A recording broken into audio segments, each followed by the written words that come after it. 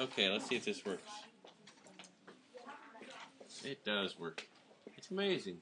So Newton's third law. So we did Newton's first and second law. The first one was inertia. Second one was F equals ma, right? Oh, yes. So the relationship between mass and acceleration and the force involved. Newton's third law is just that the action-reaction. So every action that happens, he said, has an opposite and equal reaction. Right? So let's say I punch Brinkman's face. Brinkman's face punches my fist. Opposite and equal. That's why, when you take your hand and you slap it down the desk, it stings because the desk is also slapping you. Does that make sense?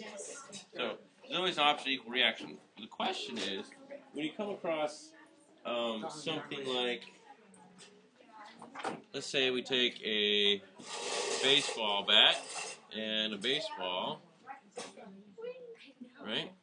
And the baseball comes along, the baseball bat hits it. Here's a question. How come, if there's an opposite and equal reaction, how come the baseball moves away much more than the bat moves away? Yes, sir. Because when you're swinging, you have a lot of force. Mm-hmm. It's more than what the baseball's hitting the bat with, so you still move a little bit forward, but you're swinging slows dramatically, and the baseball goes really far because it's hitting the bat and then it's going back and along the other direction. Okay, part of it. And what else? Okay, yeah. So you kind of go back to Newton's second law, in a sense. F equals ma. So if you take a look at it, sure enough, if the force is the same between the bat and the ball, opposite and equal reaction, then the difference is going to be between the mass, right? So if the bat is large mass, it's going to have a small acceleration, and if the ball is small mass, it's going to have a large acceleration. And sure enough, you're going to see recoil on the bat, and you're certainly going to feel it, especially if you hit it wrong, right? Same thing with your firing a bullet from a gun, right?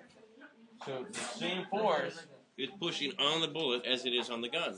So how come it's the bullet that goes flying out and not the gun? Right? It's the same difference. Big difference in mass between the bullet and the gun. Now it's really difficult to shoot in the exact same spot one way after another. And why is that? Yes?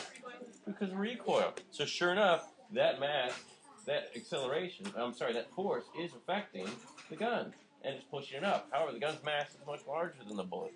In addition, it's attached to your hand. So you try to keep it steady, but there's always going to be recoil. The bigger the force, the more the recoil. So is there more recoil with a cannon or a handgun? The cannon. The cannon. So if you have a large gun like a shotgun, well, how do you account for recoil on that? What do? Yes. You put it against your shoulder, right? So it doesn't go flying off, because that's not safe, right? And if you do it wrong, you can certainly break your shoulder with the recoil. You can. And see, that happens. You got to be safe. So, sure enough, the force doesn't go away. So if it's an opposite and equal force, or reaction, we say, how do we have movement at all? Yes? Because the forces are acting on different objects. Okay, so why don't you explain this way? This one to be Mr. Different objects. So you have a car, right? Okay. Car is going along the road, right? So, tell me about this opposite and equal. Right.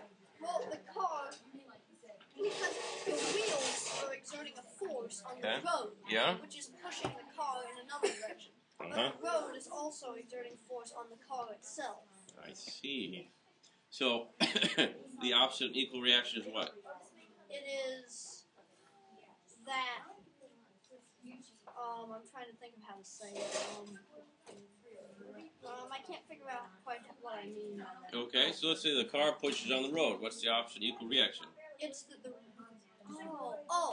reaction would be the road is acting on the car, right? Yes. Yeah. So if I were to ask you what pushes a car down the road, you would say the road. Yes. Right? Ah, Yes. Makes sense. I mean, if I'm walking along, what pushes Mr. Shoot along? It's the ground. The ground pushes Mr. Shoot.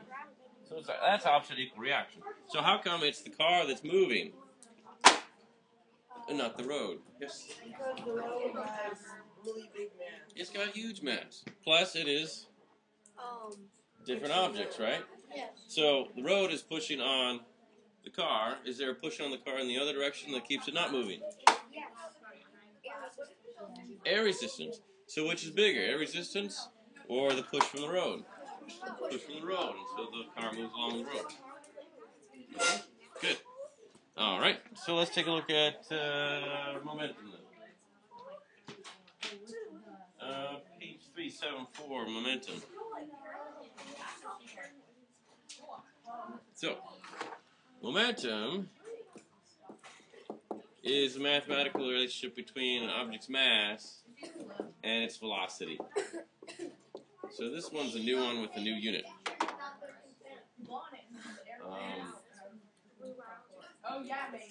Yeah. So with mass, you have kilograms, and velocity is Meters per second. meters per second in direction. And so sure enough, it's just kilograms times meters per second. And that's the unit for momentum. So it's pretty obvious. The faster something is going, the more momentum it has. The more mass it has, the more momentum it has.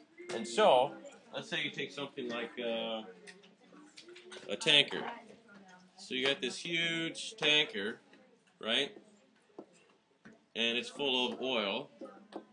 And it comes along. Now, when it's docking, you will find that tankers move very, very slowly when they're trying to dock. Why is that? Because if they move very fast, they won't have enough time to slow down. Exactly, because they have a very large momentum. We'll call momentum P, so PMV. In this case, the M is very large.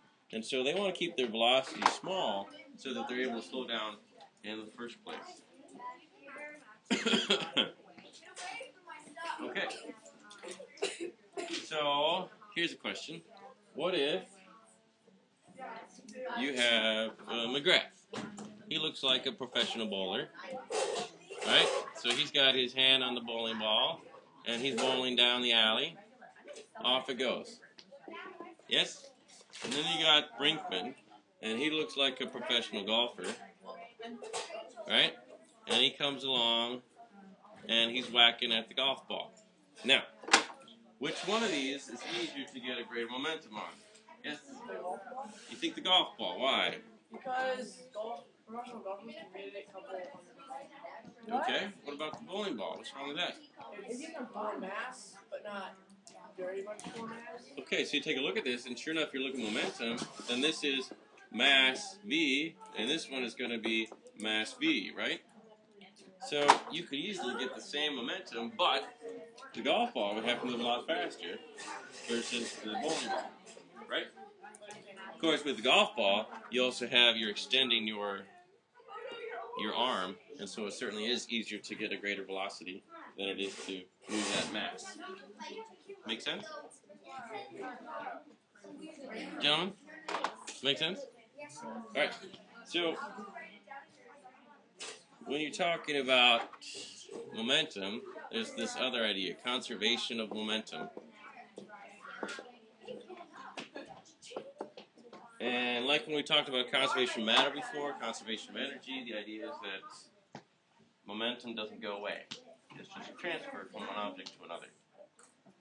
So, you could say that the momentum before is going to equal the momentum afterwards. And so, in this class, we're going to look at, I think, just two-dimensional momentum transfers versus high school when you start doing three-dimensional momentum transfers. So, the question might be, let's say that McNulty is in his go-kart, and his, let's say that his mass with the go-kart is going to be 200 kilograms. And he's going along at, let's say 40 kilometers per hour. Okay? And then his go-kart it's going to bump into Indy's go-kart. Now, Indy's go-kart and his mass, he's got a big go-kart.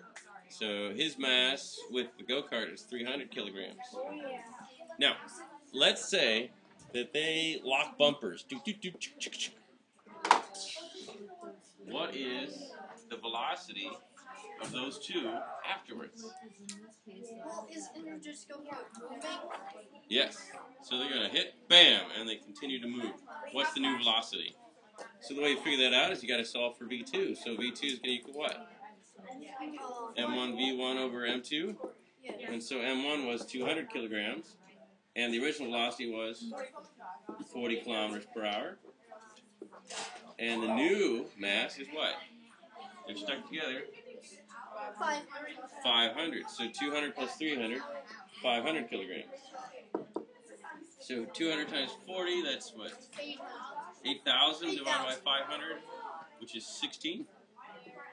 16 kilograms factor out, so 16 kilometers per hour. Now here's a question. Does that even make sense? Don't know they have the same. Why is it so small? Yes, sir.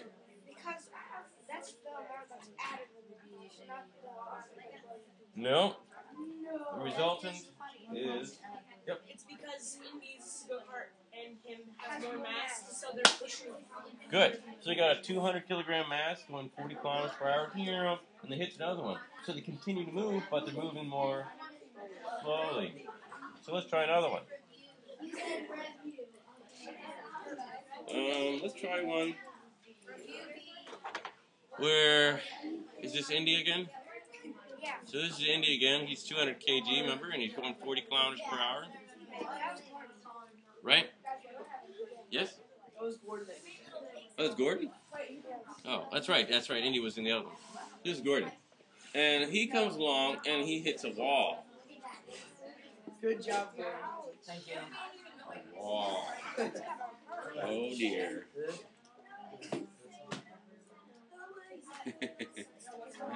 No, let's not do that.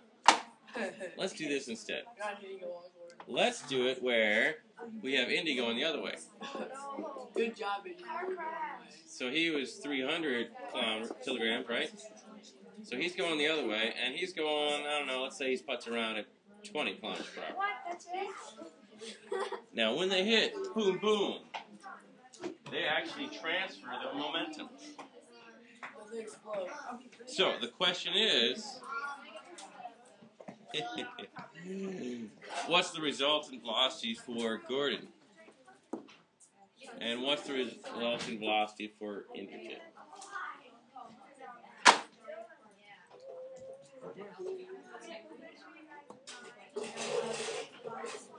Can you guys figure that out?